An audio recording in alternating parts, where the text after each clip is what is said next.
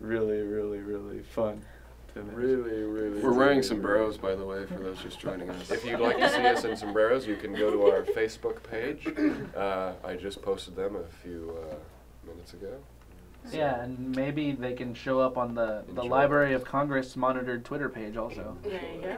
I mean, we're doing it right now on Griffin Radio on Twitter, of course, and Steam Powered Giraffe has their own thing that they just started handling again, right? Doing again, yeah. We stopped doing it because we thought no one's really paying attention to this. Of course they are. I mean, Twitter's not going to catch on. Oh, yeah, exactly. I mean, about a year ago, we were debating about what it was. What was the point of it? I still don't get it. I don't use it. I don't have time to keep up with yeah, I think we're doing some more Twitter. I think also the Facebook. I think the robots are getting their own Facebook. I know we have Peter Walter on there, so yeah, Peter Walter. Start looking for the robots. Those should be popping up soon. The 6th, Peter Walter the 6th. Yeah, the current caretaker. The identity unknown, Peter Walter the 6th, who is pretty. He's kind of like the Rorschach, except he's not anything like Rorschach. He kind of looks like Rorschach. It's just because of the hat.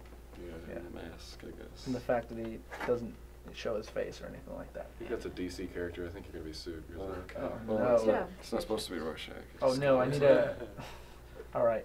So we're going to take another little break, and we're going to come back and kind of recap what Steam Powered Giraffes feel free to call in, guys. All about, because some of the listeners might not be as familiar with them. So we're going to go all the way back to the beginning and kind of like go through a timeline of what's happened on the realistic plane and not the pseudo history. So we're going to go back and talk about what the guys themselves and girl, excuse me, I'm sorry.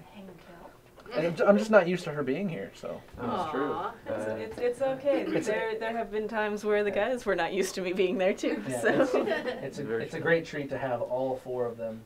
Sadly, Mr. Reed couldn't make it, but you get what you can, and you make the best of it. So we'll be back with Steam Powered Giraffe, and we'll kind of drudge through their personal history little by little. Let's hear some Regina Spektor.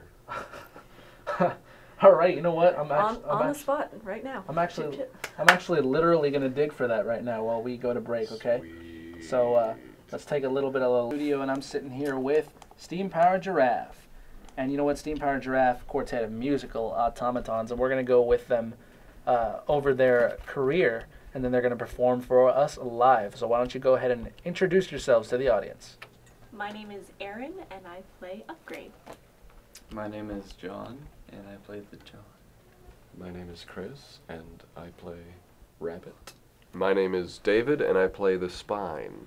All right, and these guys have been in the studio with us before. This is actually, we've actually had several interviews with them, and they're going to treat us to a live performance later on. So we wanted to kind of go ahead and do an overview of what you guys do and how long you've been going at it and everything, just so the audience is more familiar with you guys. So can you tell us a little bit about how you started? Well, we started as Steam Powered Giraffe about 2 years ago, a little over now, and we had been performing together through several other groups before that. At the college and outside of the college. These were not bands or anything like that. No, just these were improv troops and mimes. We were cowboys at summer camps, pirates. Yeah. So I guess the mime aspect from the group comes from a class we've all taken several times at Grossmont College.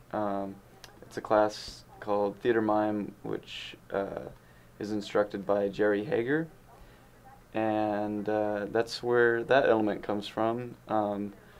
Then a couple of us were, playing music just on our own, and we got together and we'd play a little, and somehow we decided that it would be really a great idea to play Mr. Roboto and do the robot at Balboa Park. It was a terrible idea. We haven't done it since. It turned out as an experiment to see where we could take, mime, this newly found passion of ours, and kind of extend it. Yeah, we wanted to busk, because we wanted to busk, but like street perform, but we didn't. We wanted to see if we could start making some money doing what we loved, and we were. Not making much, but we started making some money. Yeah, that was January 2008 when we first started Steam Powered Giraffe. The makeup was a little different, same concept. Except for me, I don't think my makeup's changed at all. I mean, back then we didn't have Clockwork Vaudeville. We didn't have a lot of the popular songs. We had like some cover songs, and that was about it. And and then we brought together some original material and pieced it together, and slowly started adding harmonies and other instrumentations, things like that. And then, you know, we added Mr. Reed, and we made an album, and That's where we're at. that's Alright. where we are at right now. All right, so let's kind of go through this a little bit point by point. Okay, so back in the day when you first started, you said in January. Was it the older Steam Power Giraffe where you hadn't really thrown together the robot thing, or was it was that when you started the whole robot act? Well, we started the robot act from the beginning. The original idea was that we would just be kind of like living statues and be doing the robot, and when people threw money in our tin, then we'd power up and play a song. But we noticed that we could draw people in to put money in if we were already playing a If song. we just made it a show instead. Mhm.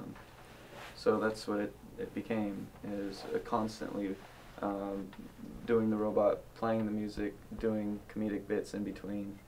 Terrible idea. And yeah, Oh. it's absolutely terrible. It shouldn't We work. keep saying, you know, that this is the worst idea, and that's why no one has I ever mean, done it. We should you probably know? be doing magic or balloon animals. We'd make so much more money on Balboa. So you're like, this idea is already taken. Isn't already taken, so there's no way it's good, right? Because, so when the older stuff with the trio, just the guys, with the exception of Erin, because she was she was still a central figure. I mean, I know I it was was, more production. yeah, it was. Yeah, we just kind of used the name Steam Powered Giraffe before we actually created the robots. We just We had the And was most that before- ridiculous name ever. Was that before or after your January January date? 2008 is when we first started doing the robot, and it wasn't called Steam Powered Giraffe per se. I don't think. We were people bots. We were People Bots. Steam Powered Giraffe presents People Bots. And we were figuring out what would be a good name for us, and Chris and David covered an old song called "Moanin' for You," which we actually still play to this day. there's like we had it on MySpace. I don't think we have that anymore, but it was like an old recording we just did just for fun, and we were like, oh, what's a name for a band? Let's make up a fake band name, and we're like, oh, I like giraffes. And Chris was like, oh, Steam Powered Giraffe. That'd be nice. We're like, okay. It's good imagery, right? So did the name came up before you built the backstory around it? It's actually, we retrofitted it. You know, the whole Okay. with all the pseudo history with the giant giraffes and elephants came after the fact. And It was did just this that- imagery that we had in the beginning for a funny band name. Okay, and did that come to you? That whole pseudo history kind of come to you in a dream or what? You just get the imagination Yeah. turning a little bit, Yeah. and you're like, oh, dang, this And could there's happen. yeah, and there's this could 4 of happen. us, so it's pretty easy to do that. 4 people with overactive imaginations. Of course. Oh, Who yeah. are wearing sombreros Four- currently. Four to keep our drama- imaginations yeah, in check. 4 drama kids wearing sombreros coming up with copper African I'm elephants. not a drama kid. I'm not a I drama wouldn't- I wouldn't kid. associate myself with I'm a any- drama any- Okay, a drama I kid did- and 3 other guys. I went to college for theater, but I don't think I'm going to be I doing was held back in theater. preschool because I didn't anymore. share the dress-ups. I'm wearing I'm a drama sombrero. kid. I'm wearing a sombrero, too. Okay, Me so too. I'm wearing a sombrero too. Hey guys, so am I. so you said you started out with covers. I mean, about how long did it take before you started churning out original material? 2 weeks. Yeah. Yeah, I mean it was like right in the beginning. And so, right when you started the robot idea, you were already working on the original material. You just hadn't Well, released we already it, or had original Yeah, songs and stuff. okay. Like It was just kind of one of those, okay, we can do cover songs, or hey guys, I have this song, let's try it out in the park. yeah. I know John and I were working on a couple. He was On top helping of me. Universe, right? Yeah, just for fun. On Top of Universe was one of them. Brass Goggles, which I don't think people ought to know that song actually it was working on like before Steam Powered Giraffe was even made. I mean, Yeah. a lot of that was a song just sitting in my In his head. and you kind of retrofitted that one to fit the robot imagery once you had that all Well, that. Or no, just- it was it just felt that was the natural. idea of the song. Yeah. Was that Okay. it would be this music video of these robot characters coming to life. So it kind of just worked out in the end. You know? Christopher saw us before we I even guess knew. so, yeah. There's a few songs we have that tie into robots, and we Okay. didn't. And now So we it went do through some robots. changes, but it was always about the Yeah. backstory you had already formed. All right, so is that when you first got started performing at Balboa Park? Is right when you guys started back in January of 08? Yeah, January 08 was when we first started performing in the park. Yeah.